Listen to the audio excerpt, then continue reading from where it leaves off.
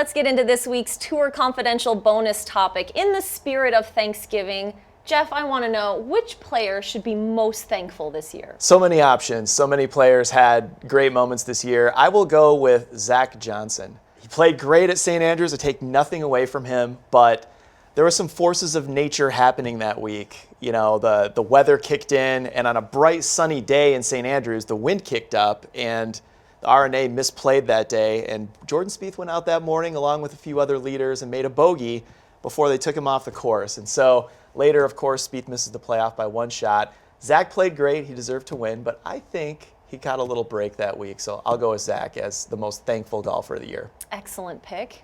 I have two. We're going to start with Suzanne Pettersson, who obviously caught a lot of grief for the stunt she pulled at the Solheim Cup. She didn't give Allison the lead, that 18-inch putt.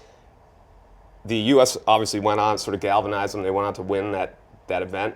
If Europe wins that event by a point or half a point, and it sort of hinges on that match, it would have been like a major catastrophe if Europe had won. So I think Pettersson should be thankful that the U.S. won that event.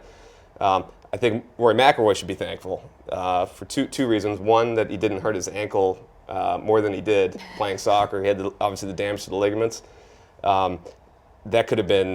That could have been bad for McIlroy. He said yesterday that he's done with playing soccer mid-season, trying anything like that. And I think he should also be grateful that Jason Day and Jordan Spieth had the year that they did, because I think it's gonna motivate him. I think we just saw it yesterday, but I think it's gonna really motivate him to have a monster 2016. So Rory should be thankful. Okay, some high-profile picks here. We've got Rory, Suzanne Pettersson, Zach Johnson. I'm going with a guy with a little bit of a lower profile, Emiliano Grillo. Wow.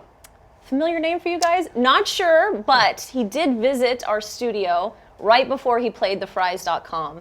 And he was coming off of a win in the Web.com Tour Championship, ends up winning his very first PGA Tour event as a full member. And this is the guy that missed a 3-foot putt in the Puerto Rico Open to get into a playoff, basically, and end up losing. Gets into a playoff with Kevin Na at the Fries.com, wins. Now he's got a ticket to Augusta in 2016.